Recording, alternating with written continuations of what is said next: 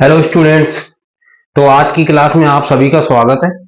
आज की इस वीडियो में हम second second law of thermodynamics खत्म करेंगे और लास्ट की वीडियो में हम लोगों ने डिस्कस किया था जूल थॉमसन इफेक्ट। तो उम्मीद करता हूं आप लोगों को समझ में आया होगा। तो चलिए स्टार्ट करते हैं सेकंड लॉ ऑफ थर्मोडायनामिक्स। उससे पहले कुछ पॉइंट हम रिवाइज कराना चाहेंगे, कुछ बेसिक पॉइंट जो इंपॉर्टेंट है वो बेसिक पॉइंट पहले देखेंगे, इसके बाद second law of thermodynamics start करेंगे। तो आप लोग कॉपी पेन लेके तैयार हो जाइए और नोट्स बनाते रहिए, ठीक है।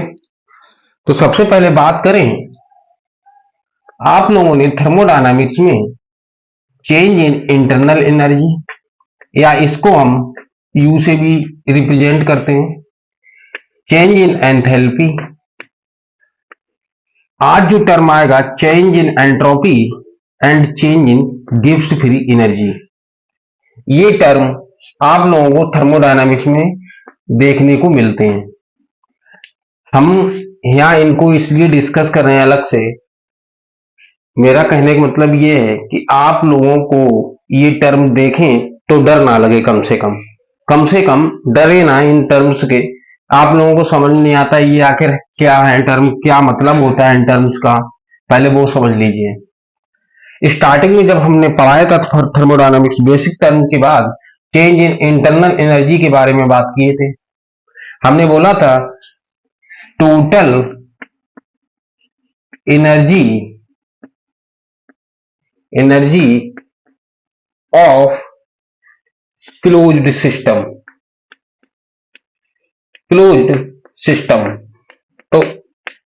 सिस्टम तो एक लाइन में बात करें तो किसी भी क्लोज सिस्टम की टोटल एनर्जी जो होगी वो चेंज इन इंटरनल एनर्जी होगी। इंटरनल एनर्जी बोलते हैं हम चेंज को फाइंड आउट करते हैं, इसलिए चेंज इन इंटरनल एनर्जी।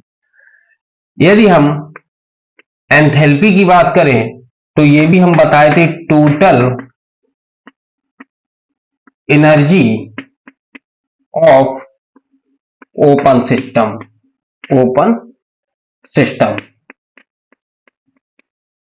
समझ में आया था।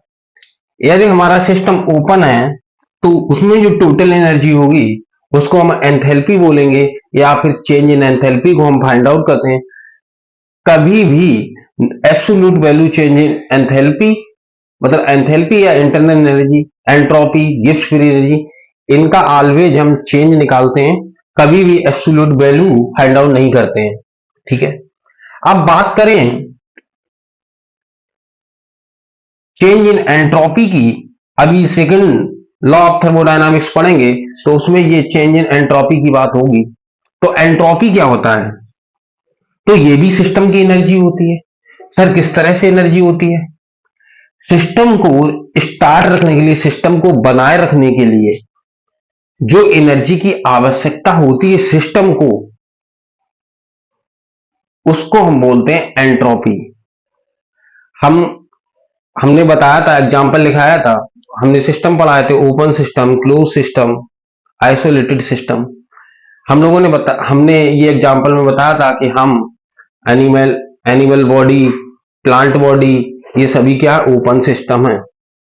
जब हम ओपन एक सिस्टम की तरह हैं, हम अपने ऊपर एग्जांपल लेके बात करते हैं, तो मेरे पास चार तरह की, ये चारों तरह की एनर्जी है। ये नहीं है हम क्लोज सिस्टम नहीं है तो ये टोटल एनर्जी क्लोज सिस्टम की, इसकी बात नहीं करते हैं। ये तीन तरह की एनर्जी मेरे पास है। अब हमारी बॉडी को कंटिन्यू जिंदा रखने के लिए जो एनर्जी चाहिए उसको हम एंट्रोपी बोलेंगे। हम बोल रहे हैं, आपसे बातचीत कर रहे हैं, इसमें भी एनर्जी खर्च हो रही है। तो जो बोलचाल में हम यूज कर रहे हैं एनर्जी, वर्किंग में एनर्जी यूज कर रहे हैं, जिस एनर्जी को हम वर्किंग के तौर पे यूज कर रहे हैं उसको बोलते हैं गिब्स फ्री एनर्जी। कहने का मतलब ये है कि ओपन सिस्टम की टोटल एनर्जी, हमारी बॉडी में टोटल एनर्जी की बात करें तो डेल्टा एच। यदि हम बॉडी को चालू रखने के लिए, स्टार्ट रखने के लिए, बॉडी को बनाए रखने के लिए, सिस्टम को भाई इंटरनल पार्ट में जो हमें सिस्टम को जिंदा रखती है उसके लिए भी तो कुछ एनर्जी चाहिए, तो उसको एंट्रोपी बोलेंगे। और ये जो गिब्स फ्री एनर्जी है ये हमारी बॉडी में एक्स्ट्रा एनर्जी होती है जिसको हम यूज में लेते हैं, हम बोल रहे हैं, चल रहे हैं, फिर रहे हैं, बातिंग कर रहे हैं, है ना, तो इसमें भी एनर्जी जो खर्च कर रहे हैं वो हमारी गिब्स फ्री एनर्जी है। तो कहने का मतलब ये, इसमें अगर बात करें तो ये वो इसको बोल सकते हैं, it is measurement of randomness. Randomness का मतलब रैंडमनेस, या हम ब्रैकेट में लिख दें यूजलेस एनर्जी। ये यूजलेस एनर्जी इसलिए बोला गया है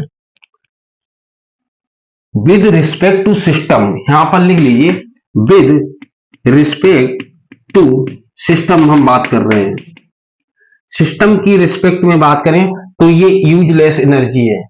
सिस्टम यदि इस एनर्जी को यूज कर लेगा तो सिस्टम खत्म हो जाएगा, सिस्टम कोलैप्स हो जाएगा, उसके पास खुद की एनर्जी नहीं है। सिस्टम को चलाए रखने के लिए, जिंदा रखने के लिए उसमें रैंडमनेस बनी रहे। रैंडमनेस का मतलब हिलना डुलना, चलना फिरना, है ना, तो उसमें सिस्टम में बना रहे, उसके लिए एनर्जी इंपॉर्टेंट है। तो सिस्टम को जिंदा रखने के लिए क्या चाहिए? एंट्रोपी चाहिए। एक गाना सुना था, जिंदा रहने के लिए मुलाकात जरूरी है सनम। तो जिंदा रहने के लिए मुलाकात जरूरी नहीं है, जिंदा रहने के लिए ये एंट्रोपी जरूरी, एंट्रोपी। यदि ये एंट्रोपी नहीं होगी तो सिस्टम क्या, कोई भी जिंदा नहीं रहेगा, है ना। तो आज से आप लोग साइंस के स्टूडेंट है, तो जिंदा रहने के लिए क्या जरूरत है? एंट्रोपी एनर्जी की जरूरत है। अच्छा, इसकी बात करें गिब्स फ्री एनर्जी, ये तो हमारे पास एक्स्ट्रा एनर्जी है, तो हम लिख सकते हैं it is useful energy of any system. तो ये कुछ बेसिक बात थी। ये टर्म्स जो आते हैं थर्मोडायनामिक्स में, कम से कम इनके बारे में बेसिक बात पता होना चाहिए, ठीक है ना। तो ये टोटल एनर्जी हो गई भाई क्लोज सिस्टम की। यदि हमारा सिस्टम ओपन है तो उसकी टोटल एनर्जी एंथैल्पी बोलेंगे। और सिस्टम को बनाए रखने के लिए रैंडमनेस बनी रहे, डिसऑर्डर बना रहे उसमें, तो इसके लिए जो एनर्जी सिस्टम को चलाने के लिए आवश्यकता है, मतलब जिंदा रखने के लिए सिस्टम को, तो इसको हम एंट्रोपी बोलते हैं। यदि ये सिस्टम से एनर्जी खत्म कर दी जाए तब हमारा सिस्टम नहीं होगा, कोलैप्स कर जाएगा, डेथ हो जाएगा। और ये हमारे पास एक्स्ट्रा एनर्जी होती है जिसको हम वर्किंग के तौर पर यूज करते हैं। इसलिए हमने यहां पर लिखे विद रिस्पेक्ट टू सिस्टम, हम सिस्टम की रिस्पेक्ट में बात कर रहे हैं ना, सिस्टम के रिस्पेक्ट में बात कर रहे हैं। हम यूजलेस एनर्जी इसको इसलिए बोले हैं, विद रिस्पेक्ट टू सिस्टम की रिस्पेक्ट में बोले हैं।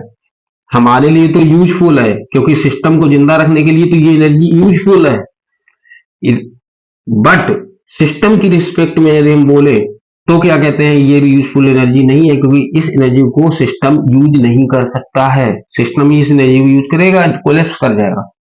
और ये यूजफुल एनर्जी है विद रिस्पेक्ट टू सिस्टम, जो एक्स्ट्रा एनर्जी होती है उसको सिस्टम यूज करता है वर्किंग करने में, ठीक है ना। तो उम्मीद करता हूं ये समझ में आएगा। चलिए आगे बात करते हैं।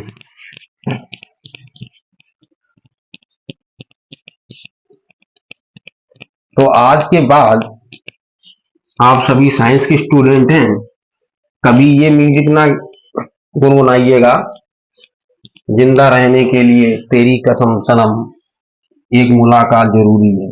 मुलाकात जरूरी नहीं है, सिस्टम को जिंदा रखने के लिए एंट्रोपी जरूरी है। तो ये कह सकते हैं जिंदा रहने के लिए एंट्रोपी जरूरी है सनम, ठीक है। चलिए हेडिंग पड़ेगी second law of thermodynamics, second law of thermo, ठीक है ना, थर्मो। देखिए फर्स्ट लॉ ऑफ थर्मोडायनामिक्स हम लोग पढ़े, उसमें हमने क्या बताया था, एनर्जी कंजर्वेशन बोला था। एनर्जी को ना तो क्रिएट किया जा सकता है और ना ही डिस्ट्रॉय किया जा सकता है। Energy change into one form to another form, केवल उसकी फॉर्म को बदल सकते हैं, कभी भी एनर्जी को डिस्ट्रॉय नहीं कर सकते, ना क्रिएट कर सकते नई एनर्जी को। ये फर्स्ट लॉ था। सेकेंड लॉ क्या था, ये अभी तक हम जो लोग सिस्टम में प्रोसेस पढ़ रहे थे, प्रोसेस बहुत सारे पढ़े, आइसोथर्मल, आइसोकोरिक, आइसोबारिक, है ना। तो ये प्रोसेस जो हो रहे थे, ये प्रोसेस होंगे या नहीं होंगे, ये सेकेंड लॉ ऑफ थर्मोडायनामिक्स बताएगा। ये सेकेंड लॉ ऑफ थर्मोडायनामिक्स बताएगा। कैसे बताएगा, ये साइन कन्वेंसिंग के बेस पर ये प्रोसेस होगा या नहीं होगा, अपने आप से होगा या हमको करवाना पड़ेगा, ये स्पॉन्टेनिटी की बात करता है सेकेंड लॉ ऑफ थर्मोडायनामिक्स। तो यहां पर लिखेंगे, it is tells about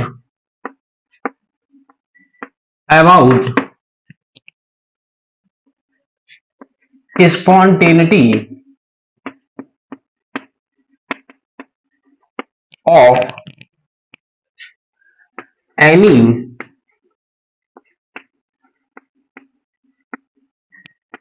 thermodynamic process। ये जितनी भी थर्मोडायनामिक प्रोसेस हैं उसकी स्पॉन्टेनिटी मतलब बेटा होता है अपने आप, अपने से, ठीक है ना। देखिए ये किताबी भाषा नहीं है जो हम यहाँ पर डिफिनेशन लिखाते हैं या लॉ लिखवाते हैं, ये किताबी भाषा नहीं है, ये वो भाषा, ये टीचर की भाषा है, आपके समझ में आना चाहिए। बुक से तो आप भी पढ़ सकते हैं ना। तो ये केवल ये बताएगा spontaneity of process, any thermodynamics process. कैसे बताएगा, on basis of sign convention of delta H, delta S and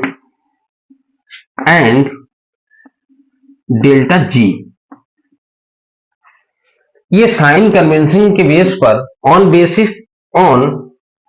sign convention of change in enthalpy, change in entropy and change in Gibbs free energy, इस base पर,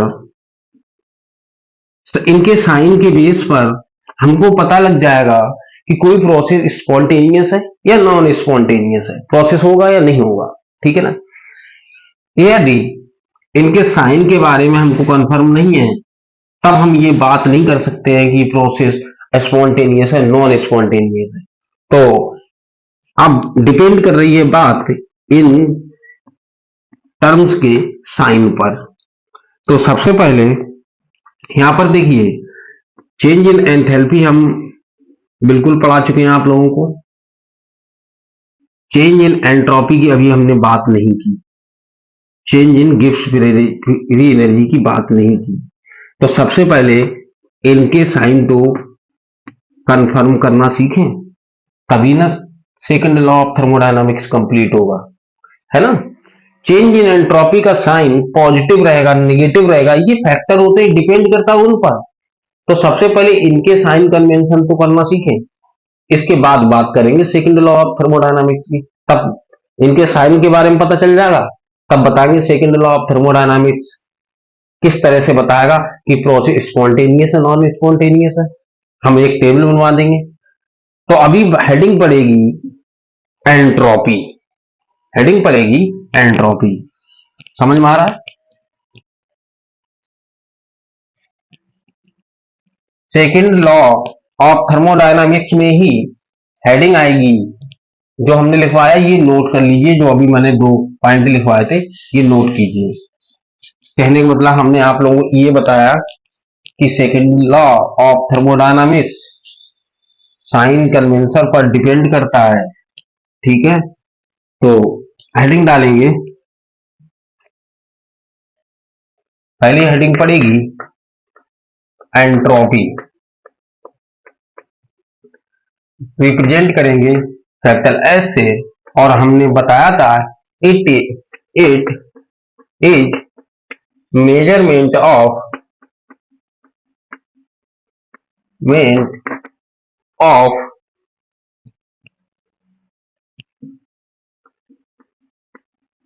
randomness और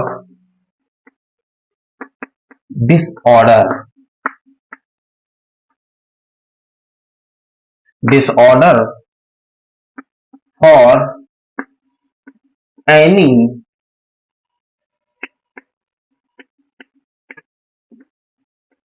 thermodynamic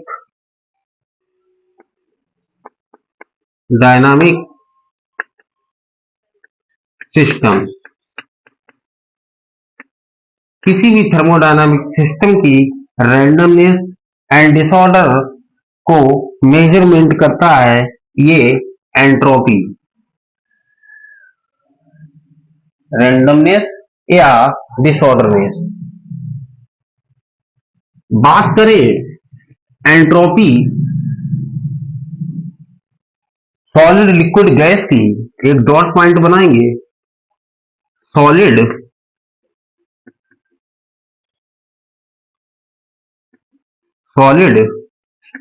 liquid gas, तो ये सबसे पहला factor है, या फिर हेडिंग डाल लीजिए, ये यहां से है, एक साथ में सारे फैक्टर करा देता हूं, है ना। डॉट पॉइंट बना के हेडिंग डालिए, फैक्टर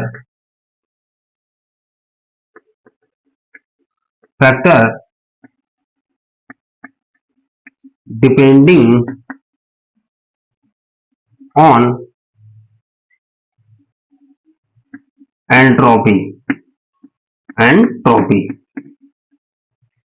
सबसे पहला फैक्टर पॉइंट नंबर ए डालेंगे, force of attraction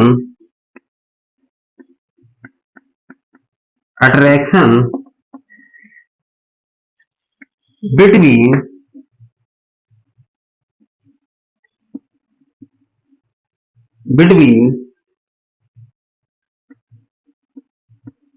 molecules of matter. कोई भी मैटर पदार्थ है, इसके बीच में फोर्स ऑफ अट्रैक्शन, जो पहला फैक्टर है वो फोर्स ऑफ अट्रैक्शन है। मॉलिक्यूल के, जो मैटर के मॉलिक्यूल्स होते हैं उनके बिटवीन फोर्स ऑफ अट्रैक्शन कितना है, कम है, ज्यादा है, उस पर एंट्रोपी किस तरह से डिपेंड करेगी। तो यहां पर फोर्स ऑफ अट्रैक्शन मैं शॉर्ट में लिखता हूं, ये फोर्स ऑफ अट्रैक्शन ये इनवर्सली प्रोपोर्शनल टू होता है बेटा चेंज इन एंट्रोपी। यहां पर बात करें सॉलिड लिक्विड गैस, यहां पर बताएंगे फोर्स ऑफ अट्रैक्शन, ये सॉलिड के पार्टिकल है, ये बहुत पास होते हैं, फोर्स ऑफ अट्रैक्शन बहुत ज्यादा होता है, तो यहां पर एंट्रोपी क्या हो जाएगी, कम हो जाएगी। हम क्या साइन इस तरह से लगा दें, is less than solid, liquid के थोड़ा पार्टिकल दूर दूर होते हैं, फोर्स ऑफ अट्रैक्शन थोड़ा कम हो जाता है, तो लिक्विड के पार्टिकल की एंट्रोपी ज्यादा होगी। और यहां पर बात करें तो गैसियस जो केटीजी है, काइनेटिक थ्योरी ऑफ गैस, ये तो बताती है कि गैसियस मॉलिक्यूल्स के बीच में कोई भी फोर्स ऑफ अट्रैक्शन नहीं होता है। जब कोई फोर्स ऑफ अट्रैक्शन नहीं है तो एंट्रोपी क्या होगी, बहुत ज्यादा होगी। तो ये ऑर्डर जो है, ऑर्डर ऑफ एंट्रोपी, ये एंट्रोपी का ऑर्डर निकल रहा है। तो आप लोगों को कोई मैटर दिया जाए सॉलिड लिक्विड गैस में, तो एंट्रोपी आप लोग बताएंगे किसमें ज्यादा होगी, सॉलिड में ज्यादा होगी। यहां पर बेटा एक एक्सेप्शन है, पूरी केमिस्ट्री एक्सेप्शन से भरी पड़ी है। तो ये यहां से हम नीचे लिखेंगे, आप लोगों को दिखाई नहीं देगा, यहां से ये एंट्रोपी हटा देते हैं। आप लोग ये नोट कर लीजिए, नहीं किया हो तो स्क्रीनशॉट ले लीजिए, ठीक है। एक्सेप्शन की बात करेंगे, पूछा गया है शायद कहीं, तो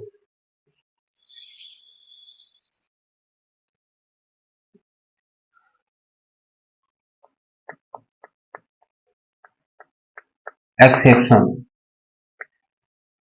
एक्सेप्शन है हमारा बॉइल्ड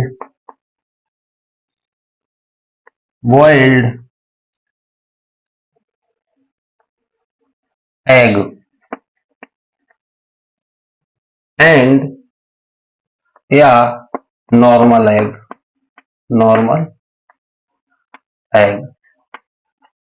अभी कोई जो एग होता है, अंडा होता है, उसमें अगर बात करें तो आप लोग कहोगे कि एंट्रोपी, ये मान लीजिए कोई एग है, तो यहां पर ये नॉर्मल एग है, तो ये लिक्विड फॉर्म में होगा, लिक्विड हो जाएगा ना, लिक्विड फॉर्म में होगा।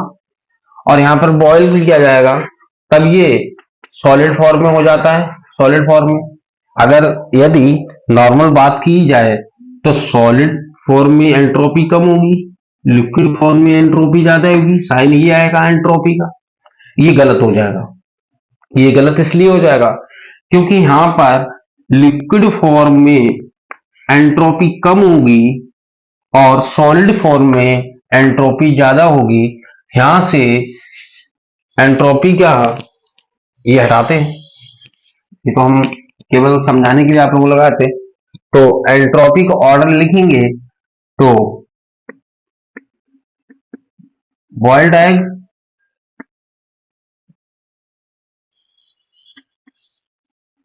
Greater than normal egg. ये ऑर्डर ऑफ एंट्रोपी, ऐसा क्यों हुआ सर, इसका रीजन बताइए। डाउट होगा मन में सबके कि ये कैसे हुआ और क्यों हुआ। चलिए बताता हूं। अभी हम लोगों ने चैप्टर ऑर्गेनिक का बायोमोलिक्यूल्स नहीं पढ़ा,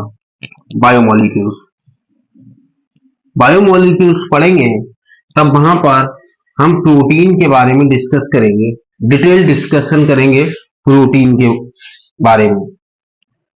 तो प्रोटीन जो होती है वो इस तरह से क्वाइल्ड स्ट्रक्चर्स होते हैं, टर्सरी, प्राइमरी, सेकेंडरी, है ना, इनके बिटवीन इस तरह से क्वाइल्ड होगी, काफी क्वाइल्ड होगी।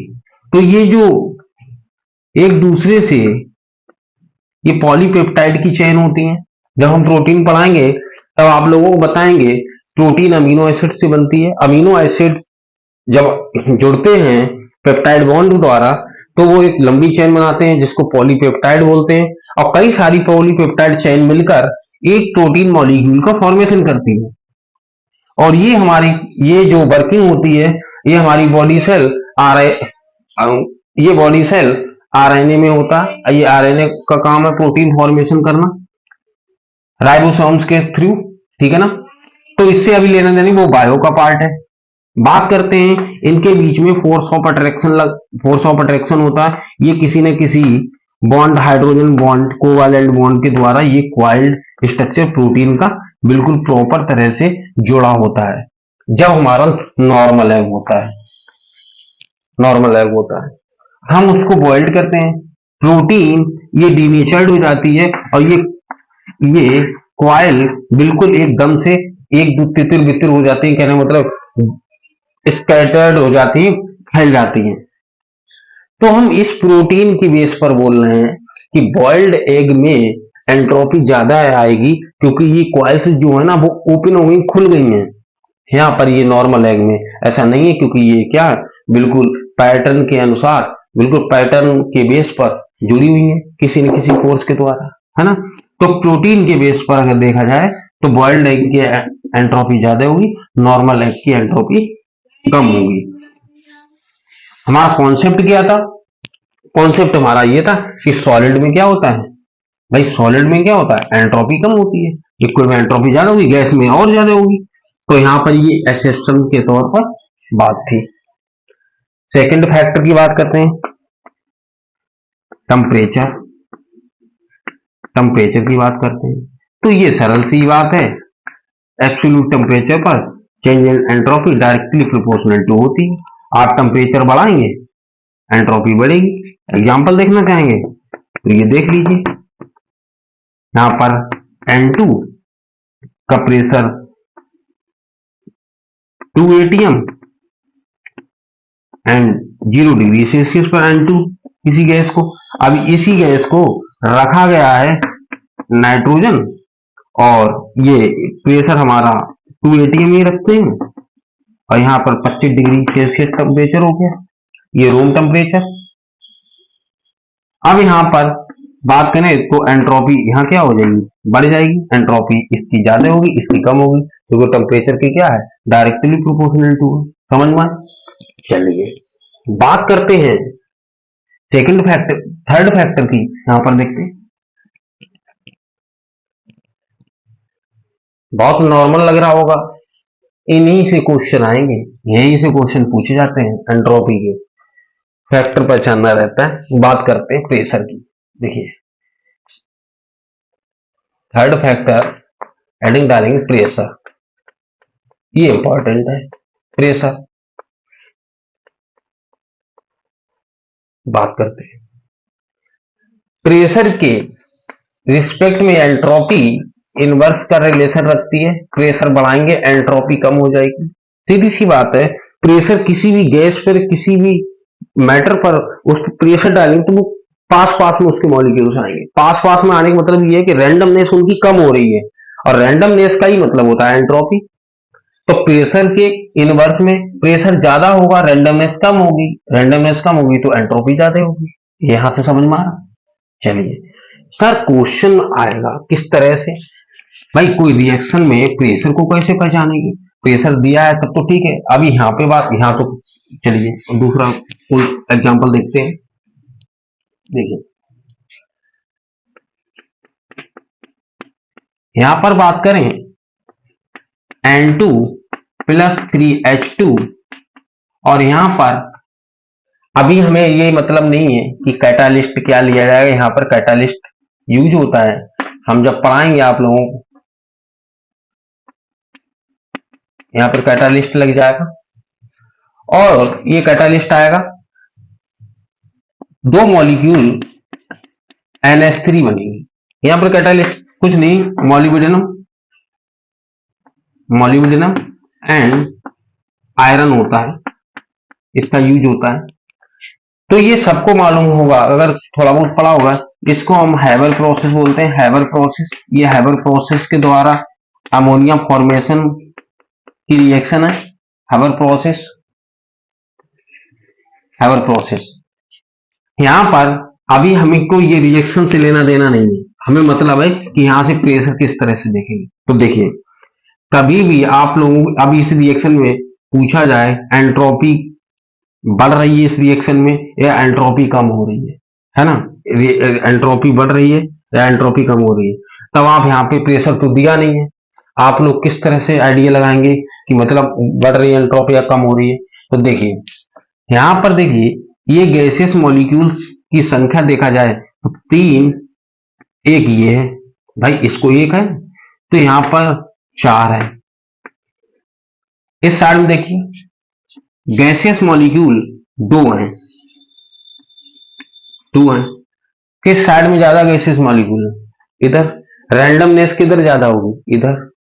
तो एंट्रोपी, ये रिएक्शन जब होगी एंट्रोपी इंक्रीज करेगी या डिक्रीज करेगी? सीधी सी बात है, रैंडमनेस कम हो रही है तो एंट्रोपी मतलब कम हो रही है, तो इस रिएक्शन के लिए एंट्रोपी क्या हो जाएगी? कम हो जाएगी। प्रेशर का रिलेशन आप इसी तरह से निकालिएगा।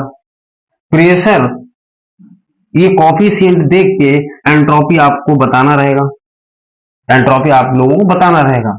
यदि ये कोफिशिएंट दोनों तरफ इक्वल हो जाएंगे तो एंट्रोपी क्या हो जाएगी?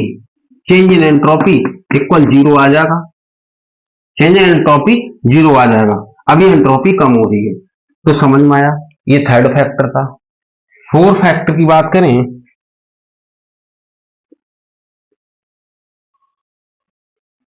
ये थर्ड फैक्टर था। फोर्थ फैक्टर की बात करें, और इस तरह से एक ऐसे भी एग्जांपल आ सकता है। एक एग्जांपल और देखिए, इस तरह से एग्जांपल एक और आ सकता है। यहां पर H2 लिक्विड फॉर्म में है और जिसका प्रेशर 1 atm में है, 1 atm, और ये H2O इसको हीट देंगे, ये वेपर फॉर्म में कन्वर्ट हो जाएगा। टेम्परेचर तो बढ़ ही जाएगा क्योंकि हीट दे रहे हैं, टेम्परेचर बढ़ने से एंट्रोपी भी बढ़ जाएगी। और इसका ये प्रेशर मान लीजिए, प्रेशर 1.5 atm हो जाता है, 1.5 atm, ये atm हो गया, तो एंट्रोपी बढ़ रही है। तो यहां पर इस तरह से भी क्वेश्चन आ सकता है कि एंट्रोपी प्रेशर के टर्म में, प्रेशर ही दे दे सीधा तो एंट्रोपी पूछ ले। तो यहां पर प्रेशर बढ़ रहा है, यहां पर प्रेशर कम है। अब आप लोग बताएंगे, ये वेपर में कन्वर्ट हो गई, ये लिक्विड है, एंट्रोपी फिर भी बढ़ रही है, प्रेशर के इनवर्स का रिलेशन है। भाई प्रेशर बढ़ा तो एंट्रोपी तो कम होनी चाहिए, साइन तो ये आना चाहिए, लेकिन फिर भी एंट्रोपी बढ़ती जा रही है। ये क्यों बढ़ रही है? क्योंकि डोमिनेंट फैक्टर है टेम्परेचर। तो यहां पर लिख लेंगे temperature is always dominant factor for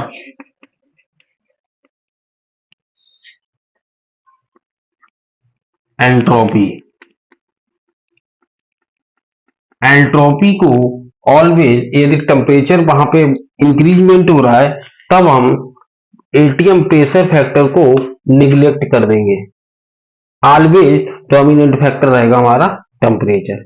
ये एग्जांपल कराने का मतलब मेरा यही था कि आप देखिए, थोड़ा समझिए कि इस तरह से अगर दे देता है तब आप प्रेशर देखिए, प्रेशर यहाँ पे, वैसे प्रेशर बढ़ेगा नहीं किसी कीमत पे। क्यों नहीं बढ़ेगा? क्योंकि गैसियस फॉर्म में प्रेशर, लिक्विड से गैस में जाएंगे तो प्रेशर कम होगा, प्रेशर बढ़ेगा नहीं, क्योंकि गैस को लिक्विड में बदलने के लिए प्रेशर बढ़ाया जाता है। प्रेशर इस साइड में ज्यादा होगा, इस साइड में प्रेशर कम होगा, एंट्रोपी ऑलवेज बढ़ेगी। यदि बाई चांस किसी रिएक्शन में इस तरह से दे दे तो आप लोग कंफ्यूज ना होइए, टेम्परेचर के अकॉर्डिंग आंसर लगा देंगे। ठीक है, चलिए, ये आपके 4-5 फैक्टर थे, ये फोर्थ फैक्टर था वो इसी में था, कोई दिक्कत नहीं। चलिए अब बात करते हैं साइन कन्वेंशन ऑफ एंट्रोपी। तो एंट्रोपी का साइन किस तरह से डिसाइड करेंगे, ये फैक्टर ही डिसाइड करके बता देंगे कि एंट्रोपी पॉजिटिव होगी या नेगेटिव होगी। तो हेडिंग पड़ेगी, स्टार पॉइंट या डॉट पॉइंट लिखेंगे, sign convention of entropy, bracket में एस। तो यहां पर देखिए, डेल्टा एस यदि पॉजिटिव है, प्रोसेस इज ऑलवेज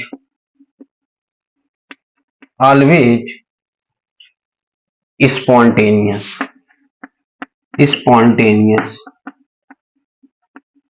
ये अपने से होगा प्रोसेस।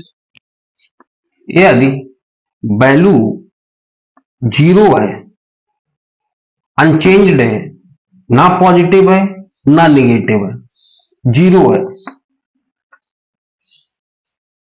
Entropy always constant. यहां पर एंट्रोपी चेंज नहीं होगी, एंट्रोपी कांस्टेंट रहेगी। रैंडमनेस जब वही है तो एंट्रोपी कांस्टेंट रहेगी, एंट्रोपी मतलब कांस्टेंट है। और हमने आप लोगों को बताया है, कोई भी टर्म कांस्टेंट होता तभी उसकी वैल्यू 0 आती है, 0 इसीलिए आ रही है। हमारी नेगेटिव वैल्यू आ गई, तो यहां पर क्या दिक्कत रहेगी, प्रोसेस इज ऑलवेज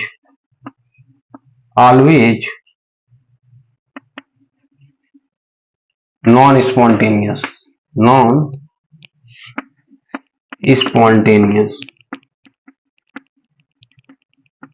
स्पॉन्टेनियस। समझ में आया? तो साइन आप कैसे डिसाइड करेंगे, अभी हम 4-5 एग्जांपल करेंगे, आप लोग बताएंगे कि इसमें साइन कैसा रहेगा, पॉजिटिव रहेगा नेगेटिव रहेगा। ठीक है, चलिए तो एग्जांपल देखते हैं। आप लोग साइन बताते रहेंगे किस तरह से साइन को क्लियर करेंगे, साइन लगाएंगे। चलिए आइए बात करते हैं।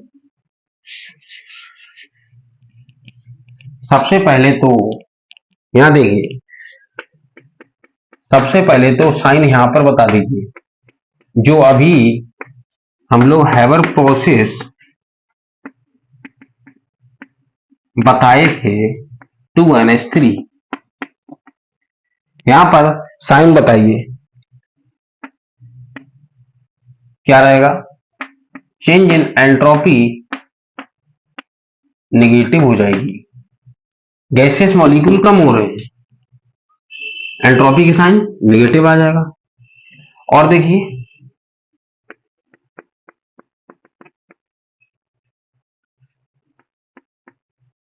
2H plus half O2 H2O, ये लिक्विड है और यहां पर ये गैस है, ये भी गैस है। अब बताइए, यहां से बताइए कि एंट्रोपी का साइन नेगेटिव रखा जाएगा या पॉजिटिव। देखिए कोएफिशिएंट के हिसाब से करेंगे तब भी नेगेटिव आएगा। गैसियस मॉलिक्यूल कन्वर्ट हो रहे हैं लिक्विड में, गैस लिक्विड में जा रही है, तब भी एंट्रोपी का साइन नेगेटिव आएगा। तो ऑलवेज यहां पे साइन क्या आ जाएगा, नेगेटिव आएगा। ठीक है, यहां पर एक एग्जांपल और देख लेते हैं। यदि हम NH3, ये रिवर्सिबल प्रोसेस होती है NH3 और ये टूटेगी N2 प्लस 3H2, इसी को मैंने रिवर्स कर दिया है, हैबर प्रोसेस है। अमोनिया का डिसोसिएशन किया, अब यहां पर एंट्रोपी का साइन कैसा हो जाएगा, देखिए यहां पर गैसेस मॉलिक्यूल इस साइड में 2 हैं और ये इस साइड में 4 हैं, तब ये एंट्रोपी किस तरह से हो जाएगी, डेल्टा एस पॉजिटिव हो जाएगा। क्या हो जाएगी, पॉजिटिव हो जाएगी। ठीक है, समझ में आया? एक दो रिएक्शन और देखते हैं, 1 मिनट रुकिए।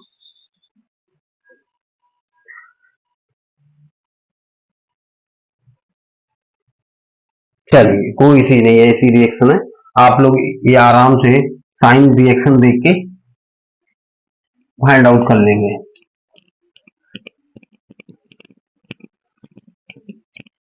नेक्स्ट डॉट पॉइंट आएगा, एंट्रोपी अभी खत्म नहीं हुआ, एंट्रोपी के बारे में पढ़ते रहिए, एंट्रोपी कंटिन्यू चलेगा। ये लॉ ऑफ सेकंड थर्मोडायनामिक्स खत्म होगा कल की क्लास में। डॉट पॉइंट और लगाइए, entropy of state function state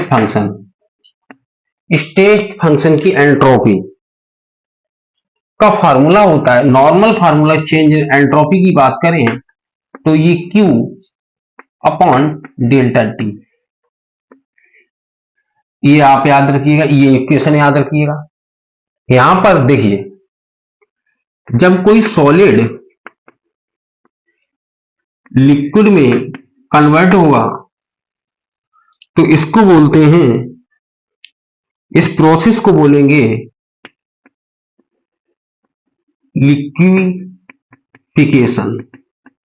liquefaction, है ना। तब हम चेंज इन एंट्रोपी के लिखना चाहें तो कोई दिक्कत नहीं, यहां पर लिक्विफिकेशन डिवाइड बाई T। अभी यहां पर डेल्टा T लिखेंगे, यहां पर टेम्परेचर कुछ और होगा, इधर टेम्परेचर कुछ और होगा, T2 T1 T2 minus T1 करेंगे तब ये वैल्यू आएगी चेंज इन एंट्रोपी की। यहां पर और देखिए एग्जांपल, यहां पर बात करते हैं सॉलिड डायरेक्ट चेंज हो रहा है बेटा गैस में। ऐसे सॉलिड बहुत सारे क्या, हम दो एक एग्जांपल लिखवा देंगे। इसको बोलते हैं सब्लिमेशन। सब्लिमेशन, ये सब्लिमेशन प्रोसेस होता है। यहाँ सॉलिड डायरेक्ट गैस में चेंज होता है, लिक्विड स्टेट नहीं आती। इसके मध्य में, बीच में, इन बिटवीन लिक्विड स्टेट नहीं आएगी, समझ रहे हो ना। तब ये प्रोसेस सब्लिमेशन कहलाएगा। और यहां पर change in entropy Q sublimation जो हीट एंड डेल्टा टी, इस तरह से हो जाएगा। और यहां पर एक एग्जांपल लिख लीजिए, एक या दो लिख लीजिए, कैम्फर लिख लीजिए। कैम्फर मतलब ये कपूर एंड सॉलिड CO2, इसको ब्रेकेट में लीजिए ड्राई आइस। कोई पूछे ड्राई आइस का फॉर्मूला क्या होता है, तो वो सॉलिड CO2 होती है। ये दोनों एग्जांपल इस तरह से हैं कि सॉलिड डायरेक्ट कन्वर्ट होता है गैस में, और इस तरह से हम चेंज इन एंट्रोपी को फाइंड आउट कर लेते हैं। इसमें कोई दिक्कत नहीं हुई होगी। चलिए नेक्स्ट बात करते हैं। अभी और भी प्रोसेस हैं, ऐसा नहीं है गैस लिक्विड में चेंज हो जाए, ये प्रोसेस कहलाता है। जब कोई गैस लिक्विड में चेंज होती है तो उसको बोलते हैं कंडेंसेशन। ये कंडेंसेशन प्रोसेस होता है।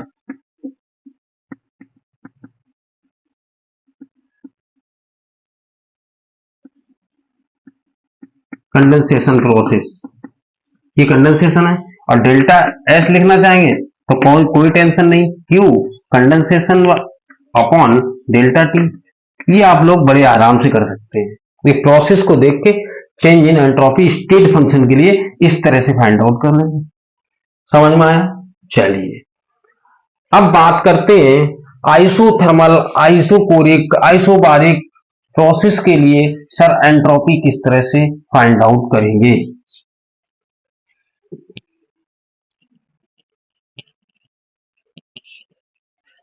तो कोई दिक्कत नहीं, मैं 10-12 फार्मूला नहीं बताऊंगा, एक यूनिवर्सल फार्मूला बताएंगे, वही आप याद रखेंगे। उसी से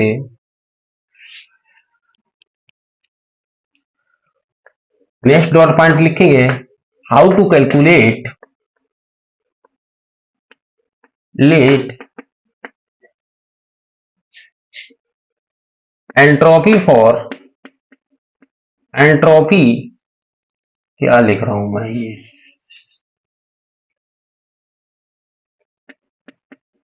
एंट्रोपी फॉर थर्मोडायनामिक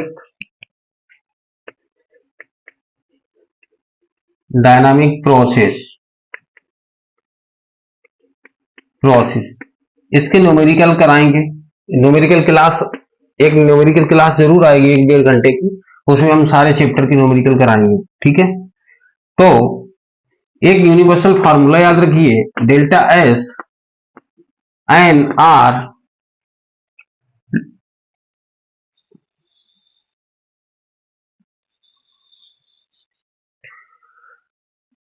थोड़ा लॉग के टर्म में लिखना चाहेंगे या एलन के टर्म में लिखना चाहेंगे।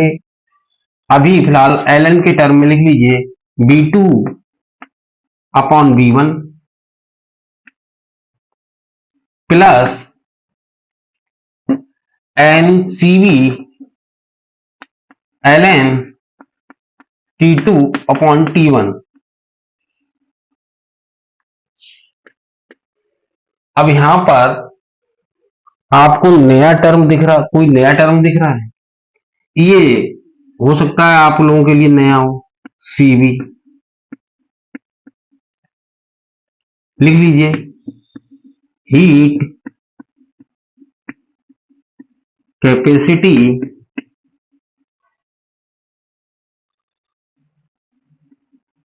एट कांस्टेंट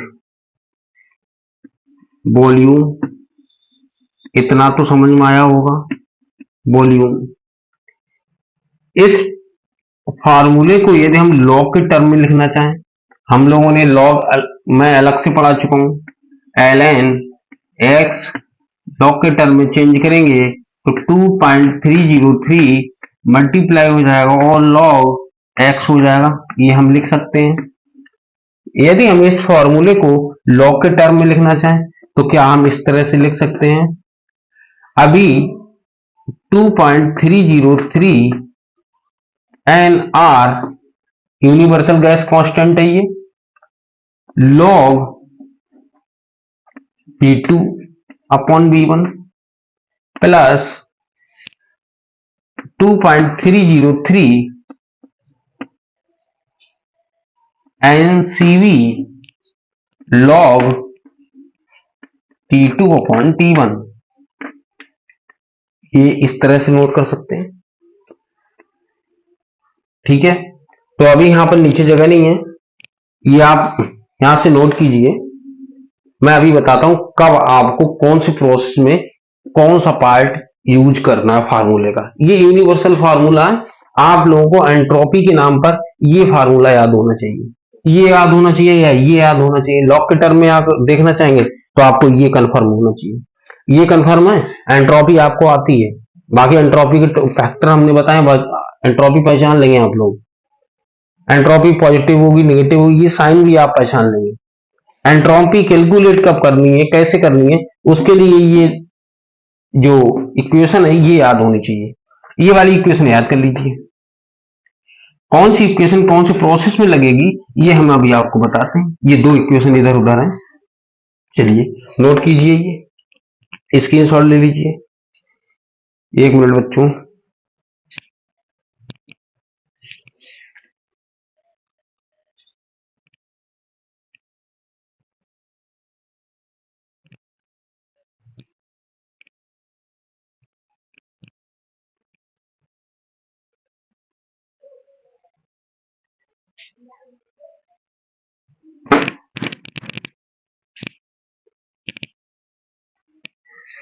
ठीक है नोट किए, चलिए ये यहां से हम हटाते हैं।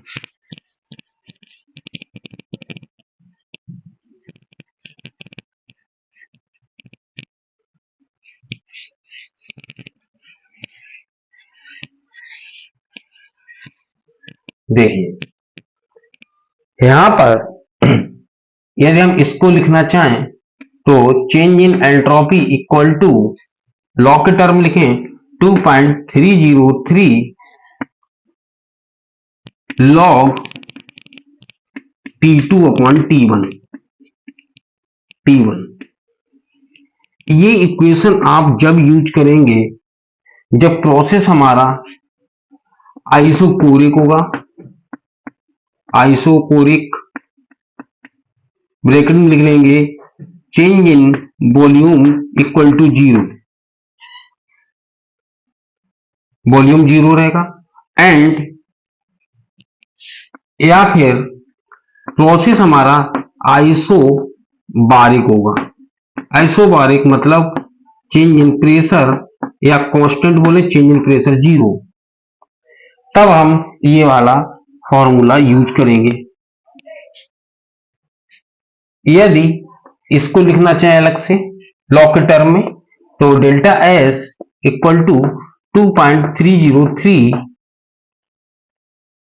NR, यहां पर NCV नहीं लिखा, छूट गया तो फिर से देख लीजिए, कोई दिक्कत नहीं, यहां पर लिख देते हैं 2.303 NCV, ये NCV है ना बेटा इसमें, यहां पर इसका मतलब ये नहीं है, ये हम पहले बताए थे CV का मतलब, ठीक है ना, ये इसको हमने लॉग के टर्म में ये इक्वेशन लिखी NR log B2 by B1। इस इक्वेशन को आप कब यूज करेंगे, जब प्रोसेस हमारा आइसोथर्मल होगा, आइसोथर्मल प्रोसेस, तब हम ये इक्वेशन यूज करेंगे। याद रखने के लिए मैं बता दूं, देखिए आइसोथर्मल प्रोसेस में ये वाला टर्म 0 हो जाएगा, क्योंकि T1 ये T2 T1 मतलब आइसोथर्मल, ये तो कांस्टेंट हो जाएगी वैल्यू, तब ये वाला टर्म जीरो हो जाएगा। तो आइसोथर्मल के लिए केवल हम ये वाली इक्वेशन यूज करेंगे, NR ln V2/V1। यदि हमारा प्रोसेस आइसोकोरिक मतलब वॉल्यूम कांस्टेंट, आइसोकोरिक प्रोसेस के लिए वॉल्यूम कांस्टेंट, तो तब हमारा ये वाला टर्म जीरो हो जाएगा और change in entropy find out करेंगे इस वाले फार्मूले से। प्रेशर की बात करें, जब कांस्टेंट होगा तो आइसोबारिक वाला फार्मूला, आइसोकोरिक वाले ही फार्मूले से ही क्या कैलकुलेट करेंगे। ठीक है, at constant pressure at constant volume, ये दो चीजें जब आती हैं इनके लिए सेम फार्मूला यूज होगा। एट कांस्टेंट प्रेशर टेम्परेचर की बात करें तब ये हम बात करेंगे इस वाली एंट्रोपी का। आप लोगों को मैंने ये कंबाइन में ये फार्मूला लिखवा दिया, आप लोगों को ऐसा टीचर नहीं बताएंगे, वो अलग अलग बताएंगे। आप लोग ये याद रखिए, एक याद रखिए, और कितने एंट्रोपी को कोई भी प्रोसेस के लिए एंट्रोपी पूछी जाए तब आप इस तरह से निकाल सकते हैं। और ये एंट्रोपी का ये पार्ट खत्म हुआ। इसका सेकंड पार्ट जो है, सेकंड लॉ ऑफ थर्मोडायनामिक्स का, वो है गिब्स फ्री एनर्जी। और गिब्स फ्री एनर्जी के बारे में कल पढ़ाएंगे नेक्स्ट वीडियो में। जब वो भी कंप्लीट हो जाएगा तब एक टेबल हम बनवाएंगे जिसके साइन से आप लोगों को प्रोसेस स्पॉन्टेनियस नॉन स्पॉन्टेनियस होता है आप बिल्कुल डिटरमाइन कर पाएंगे, समझ पाएंगे। ठीक है, तो एंट्रोपी आज के लिए ये हमारा एंट्रोपी खत्म हुआ। एंट्रोपी में ऐसा कुछ नहीं बचा जो मैंने आप लोगों को बताया नहीं। चलिए, उम्मीद करता हूँ ये वीडियो आपको अच्छी लगी होगी। Thank you very much.